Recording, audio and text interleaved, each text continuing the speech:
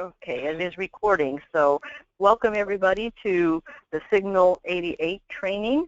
The group that's going to start on Monday. Yeah.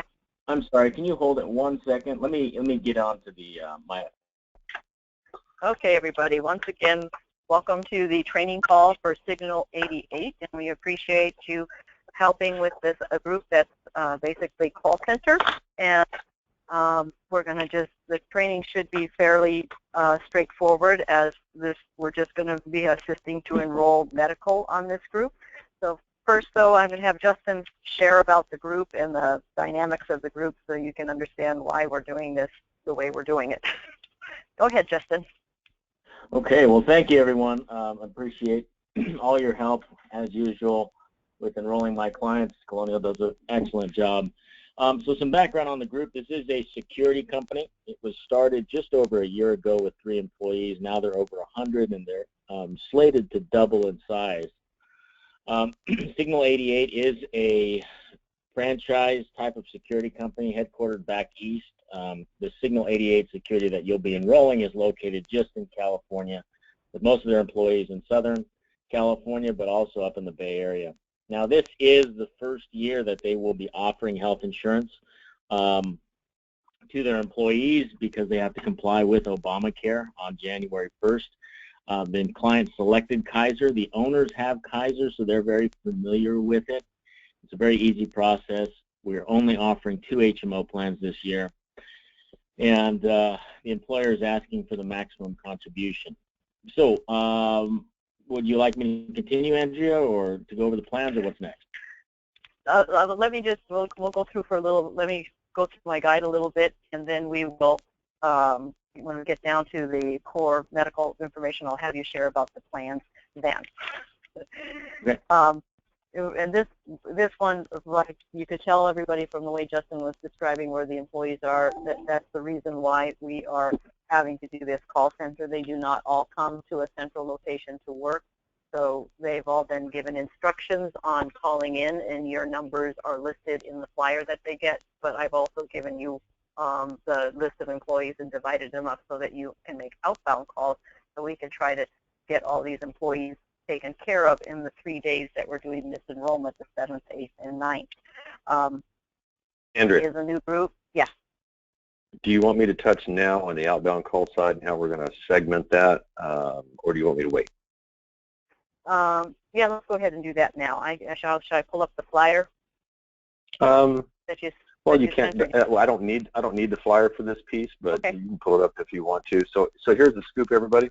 So there's 4 of you, and we'd like to be able to get outbound calling done as well. So what we're doing is I got the census late yesterday, and of course pushed it on to Andrea. But in the census, there are phone numbers, and we don't know how alphabetically they're spread out. So I'm going to take that list. I've taken the list already, in case you, and I've given it to them, and I just figured out how many days, that the census. I've asked Tanya if we have additional census, because the census only came with 77 employees instead of 90, and so you can see on the column you'll have the employee name, their phone number, and your name next to the one that you should call. And I just went through and instead of doing all at the same time to space it out. So like Rodney has first date, then Margot, then Liz, then Susie, and onward down until we get, and Rodney has a third set because he's actually doing 3 days, whereas everybody else is doing 2 days of assisting. Cool. And so that's how I sorted it out, and they already have this list. All right, cool. Yeah, because I thought that made it easier. One of the other things too is it could be very well that you call a person, and that person calls back, and they might go to another name on the list for benefit counselors. So you might get calls from somebody who you did not make an out call to. In my opinion, if somebody calls you, enroll them, take care of the business, and that way we can get a check mark by that when it's done. So we don't have them go out, call somebody else, and further delay and all that stuff. That's all I've got, Andrew. Yeah, and I put that in the guide too, that you may call somebody and they may end up telling you, well, I already called so-and-so, because on the flyer here that Mike sent out to everybody, and I sent a copy of it in the email when I sent it to you. They can call either names. Your names are listed, like Rodney's listed December 7th, 8th, and 9th, co-browsing, and with his phone number. Margot's listed December 7th and 8th, co-browsing, and her phone number. Liz is listed December 7th and 9th, co-browsing, and her phone number. And Susie's listed December 8th and 9th, and she has her call center number, so telephone and her call center number. So that it's there. The employees received it. They've been told that the lines might be busy to leave a message, and they would get a call back within 24 hours. Remember, we only have the 3 days, so try to call back. They've been told what information to have with them on the call, their name, their date of birth, their social security number for themselves and their dependents, so that they can enroll in the medical. So hopefully this will go pretty smooth. They have the instructions. You guys have a list of phone numbers so that we can make the outbound calls and not wait for them to call us, because waiting for them to call us, we might wait forever. You just never know with employees. Alrighty, so we're going to be enrolling Colonial, but we're also going to be assisting Justin in enrolling the medical, and like Justin already shared, there's going to be 2 medical plans through Kaiser. The Kaiser deductible HMO 5,000, the bronze plan, high deductible plan, and then the Kaiser, their traditional HMO, 1,500 out-of-pocket max, or 15 because it has a 15 doctor's office copay. Now, Justin, you didn't say, but I put in the language for the Kaiser arbitration form, because all the other groups that have had Kaiser, the employees have to sign off on the Kaiser arbitration form. Do they have to do that with this group as well? Oh, yeah. You know what? Thank you for that, Andrea. Yes, they do. Totally spaced out on that. Okay. But yes, they do have to sign the Kaiser arbitration form. Okay, so I have it in Harmony so they can sign off on it. Because we're doing this call center, we're going to have to give the instructions that if they actually need the physical copy of that arbitration form, that how did you get information to the employees? Did you send them packets with? No. So Signal 88 communicates with all their guards via email, and then they have an intranet that Tanya pushes information out to. So all the information, the benefit, the payroll deduction forms, the benefit summaries, and all these helpful flyers that I just sent out will be emailed to each employee. So if you're speaking with someone and they say, well, I haven't gotten anything, you're going to have to tell them to check their email. Now, we know that they have to check their email or log on to that intranet, because that's the only way they find out what schedule they're on. So these employees should be checking their email and frequenting that internal company website. Okay, so yeah, if they want to get paid or have a job, we know they'll be checking it. So they should, by Monday, all have copies of their employee, that payroll worksheet, so they'll know the cost of the 2 benefit plans, so they can choose, which medical plan that they want. If there's a Kaiser, if they want a paper copy of that Kaiser arbitration form, then can you get that over to Tanya to put on that website? Otherwise, they'll be signing off on it in Harmony, where I have the language for them to read and sign off on in Harmony. But you'll have to check with your Kaiser rep to see if that will be sufficient, or if they actually want a paper copy. And then, can we instruct the employees any paper forms have to be signed and turned into Tanya? Yes. Okay. Now, are they going to have to are they going to have to fill out an enrollment form for Kaiser, or will? I believe Kaiser will, and I have census enrolled them before. I didn't confirm it, but I'm sure that process is fine.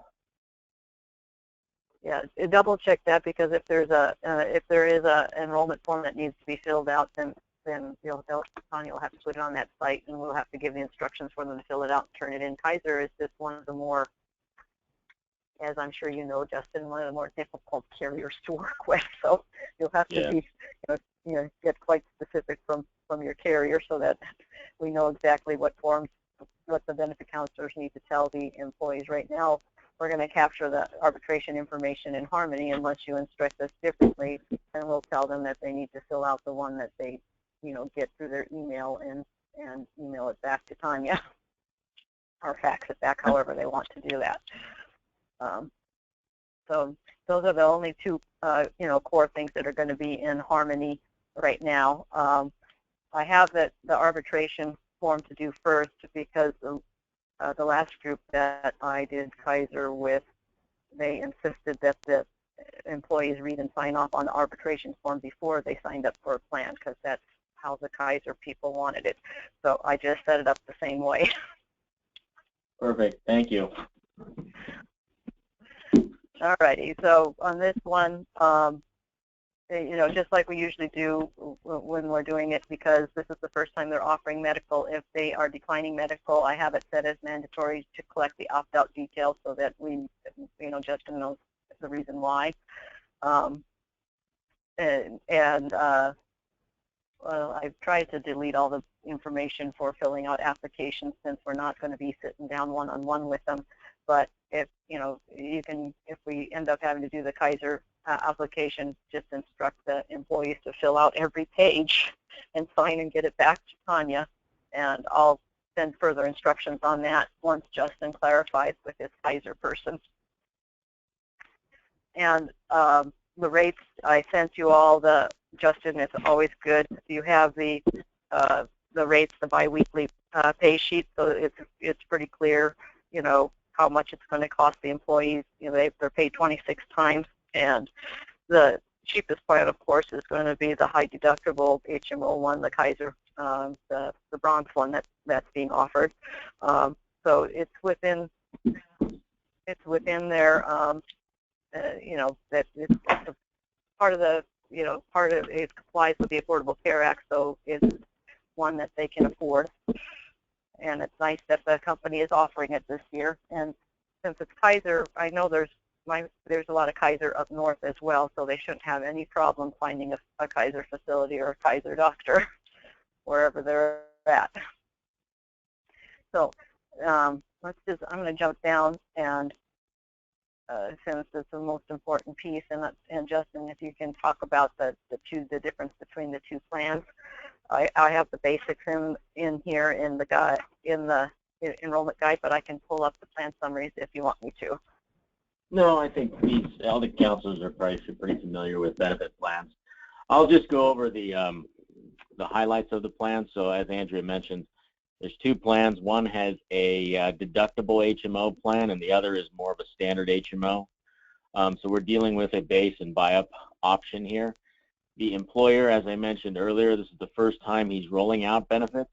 Now he and the other owner have Kaiser individual policies, so he likes Kaiser. You're not going to get any pushback. The employees, push back and say, I don't like Kaiser. The owner does, so that's why he decided to choose this.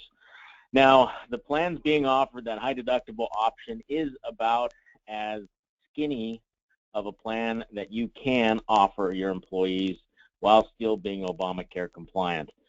So this plan does meet all of the Obamacare requirements as far as plan design goes, and the deductions that we set up make the employer meet the affordability test. So everything is compliant with the law. It just has to be offered with all the employees. We'll go over the base plan or the high deductible plan first. It has a deductible of $5,000 for an individual, $10,000 for family. The out-of-pocket maximum is $6,250 and $12,500. So that's the worst-case scenario. Someone got hit by a bus. $6,250 would be the most they'd ever pay in any calendar year. That deductible and out-of-pocket resets every January 1st. Preventive care on both plans is covered at 100% per the law. Now, this is where that high deductible plan gets tricky, so make sure employees who want to sign up for this know what they're getting into. Preventive care is covered at 100%, but primary care, there's a $60 copay, and the deductible is only waived for the first 3 visits. So they'll pay $60 when they go see the doctor for the first 3 visits. If they go a 4th time in the calendar year, they'd be subject to that deductible, which, depending on what type of Kaiser visit or primary care visit you go to, can range from $80 to $140 for an office visit.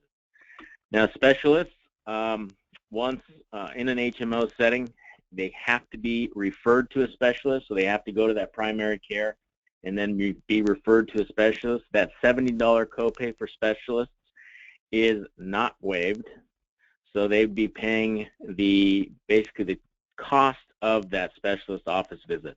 After the deductible is satisfied, then they would pay $70 per specialist visit. Urgent care, $60. The deductible is waived for the first 3 visits. Primary care and urgent care are combined together, so it's not 3 separate visits for each type of visit, but it's combined. So urgent care and primary care, between the both of them, they have 3 visits. Complex labs and x-rays, such as MRIs, CAT scans, the deductible applies, and then 30% of the charges up to $6,250. Inpatient hospitalization, outpatient surgery, the same thing. They would be paying a deductible of $5,000 and then 30% up to the remaining balance of $6,250. Ambulance trip would cost $300 after the planned deductible. Emergency room, $300 after the planned deductible. Generic medication, brand name, and specialty meds all are subject to that planned deductible of $5,000. So, you know, I know this is not the richest plan, but somehow it is Obamacare compliant per Kaiser, and really the only time that deductible is waived on this plan, and just be very clear with the employee, is that for the first 3 visits, for office visits. So this baseline plan is more of a, okay, I'm going to see the doctor maybe 3 times a year, and then it's catastrophic coverage. The buy-up plan, there is no deductible. The out-of-pocket maximum, instead of being $6,250 and $12,500 for a family, is $1,500 for an individual and $3,000 for a family, so much lower. Preventive care is covered at 100%. Office visits, there's a $15 copay, $15 copay for specialists, $15 copay for urgent care, no charge for complex x-rays like MRIs, CAT scans. Inpatient hospitalization is covered at 100%. The member would pay nothing. Outpatient surgery, whether it's in a freestanding facility or in a hospital, would be $15 per procedure. An ambulance trip would be $50 per trip. Emergency room, $50 per visit. Generic medication, $10 copay. Brand name, $20 copay. And then specialty meds, 20% of the charge is not to exceed $150 per fill. And there is no brand name deductible on the prescription drug. So the difference between both plans is pretty vast, but also the payroll deductions are. On a biweekly basis, they're substantially different. So Andrea, are we going to go over the payroll deductions, or should I? Yeah, you can. Yeah, we can go over it. It's from what just remember what Justin said. Like for that base plan, they basically have to pay the $5,000 before they start getting any kind of discount on anything other than those office visits, the first 3 office or urgent care visits, and the employee-only cost for that is just $60 a paycheck, and they're paid biweekly or 26 times a year. And to contrast that, if they get the traditional plans, the one where there's no deductible, where there's hardly any out-of-pocket expenses, it's $135.53 a paycheck, so the cost almost doubles. But hey, you got a lot better coverage, so the employees will have to decide which is better for them. And of course, they're not. The employer is only paying a portion of the employee-only cost, and so then the employee is going to cover the cost of the dependents on both plans. Correct. Yeah. Now, really quickly on the DHMO, I think if someone does sign up, just remember that this does satisfy their individual mandate under the law as it stands today. The penalty for not having insurance in 2016 is the greater of 2.5% of their income, or $695. So although this is a somewhat of a really skinny plan, it does provide some security from or compliance from the Obamacare legislation. So just remind everyone you talk to that they must have insurance in the 2016 year, whether it's through a government plan, through an individual marketplace, or through their employer-sponsored plan. Now, if anyone asks, well, I have Obamacare insurance and I'm receiving a subsidy, because Signal 88 is offering insurance that is considered affordable under the law, they will lose that subsidy. So if anyone asks, just be aware that, you know, they advise them that they should contact Covered California and say, my employer's offering a plan, what's going to happen to my subsidy? Did you want me to put in the statement that they sign off on, that they understand that they're not eligible for subsidies anymore? Because I can put that in the database and they can sign off on that. I would say their subsidy may be in jeopardy. Please check with Covered California. So employees, for example, who are enrolled in Medi-Cal can keep their Medi-Cal coverage. This plan will not affect that. I don't know how many people that might qualify, but there might be some employees over here. Okay. Alrighty, so I'll just put that in then, that due to the client offering a compliant Affordable Care Act plan, that they need to check with Covered California because they may not be eligible for subsidies. So that they will, anybody who's doing that. So those are well, it's not that they may be, Andrea. It's not that they may not be. They won't be because their plan that they're offering to their employer is compliant. That's true. So they're not eligible for subsidies. Got it. Yeah. We need to be dead on that. Okay. That's what we'll put in. Sweet. So that's the Kaiser that's offered, and you know, like Justin said, it's part of Obamacare, so that the employer is compliant, which is why we are reaching out to touch all employees, because they need to have the signature from everybody that they've been offered the plan to show that they're compliant with it. And then to go with it, we are offering three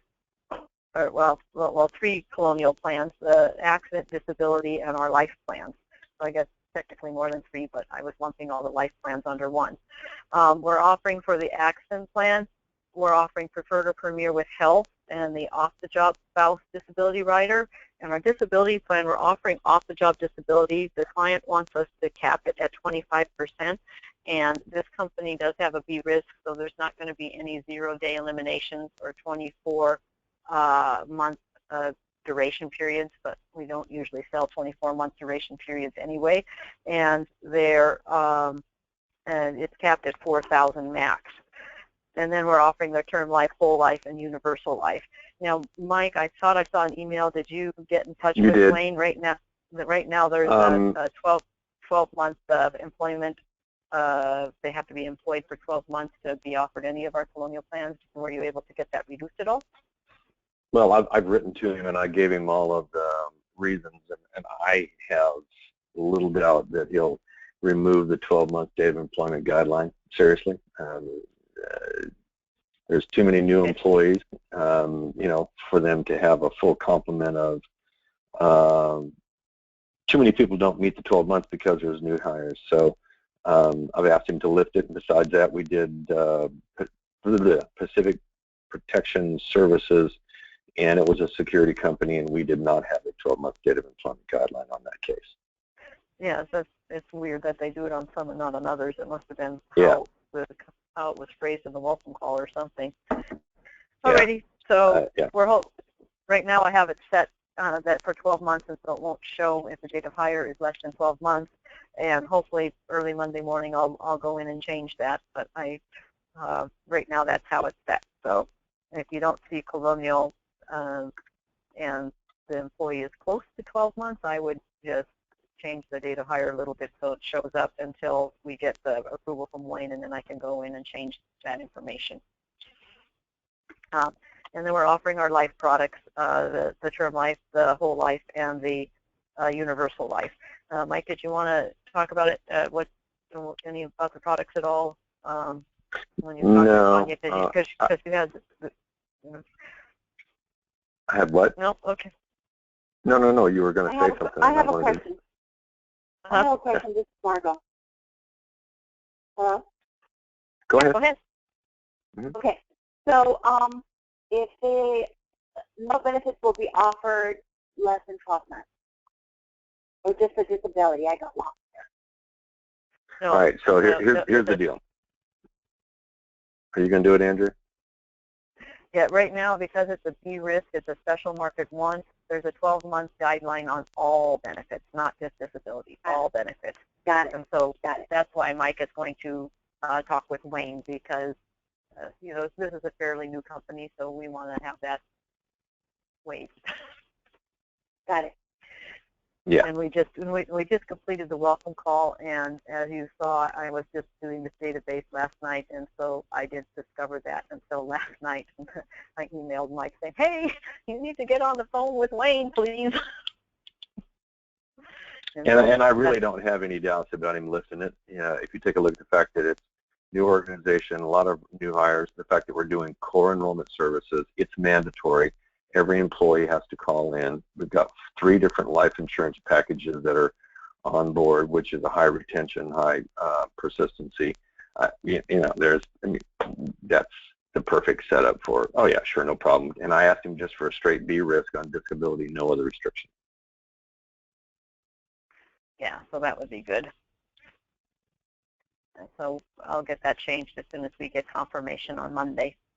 Other than that, let's see, Justin, and let me go pull up those flyers that Justin sent, because I forgot that we wanted to finish that with the,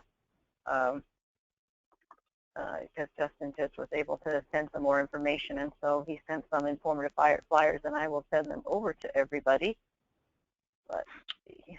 And it's more of those flyers are just, you know, how to look up online, how to use their online portal, how a deductible HMO plan works, just generic stuff like that. Oh, okay. And so those are good plans to have, or good forms to have. So, and they'll be on their portal. So that way, you guys will have them on your desktop. So if you do get a question on how to, you know, Kaiser is sort of straightforward, you know, to find doctors. So you go to the Kaiser bill. It's not like looking up, you know, like if you're Blue Shield or something where there's so many different facilities to choose from. But they do have to have you know, a doctor assigned since they are HMO. So yeah, look those over so that if you're asked any questions, you'll be able to answer it. Justin's number is in the enrollment guide, so if you do have any questions, is it okay to tell them they're welcome to call you if they get a question that they can't answer? Absolutely. It's either myself or Maria Corona.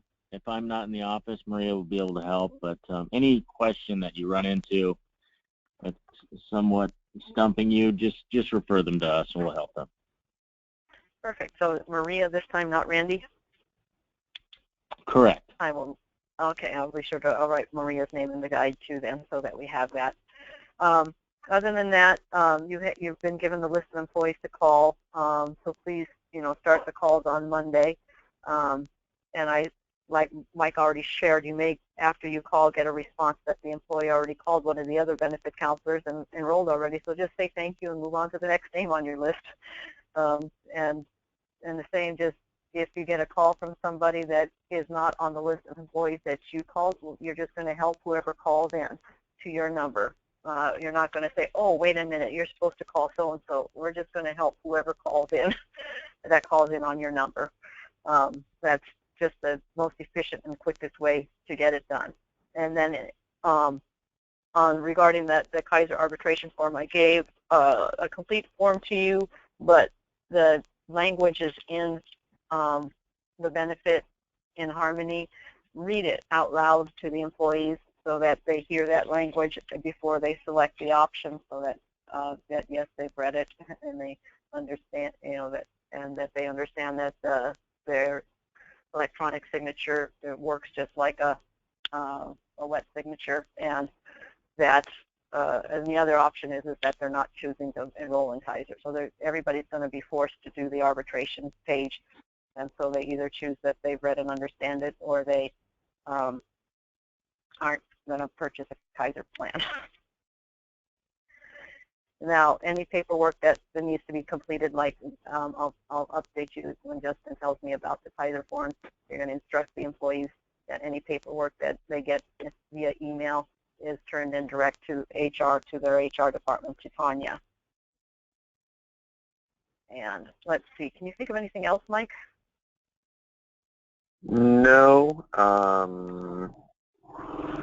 Since they all have emails, be sure to get their email address. It was not included in the census, so that you can email them a copy of, you know, what we usually, when you're sitting with an employee, what we usually like to give, you know, so have those forms on your database, on your desktop, you know, your brochures, their election form, the, you know, taxability forms, the request for service forms, so that after you finish enrolling a person, you can send them those forms.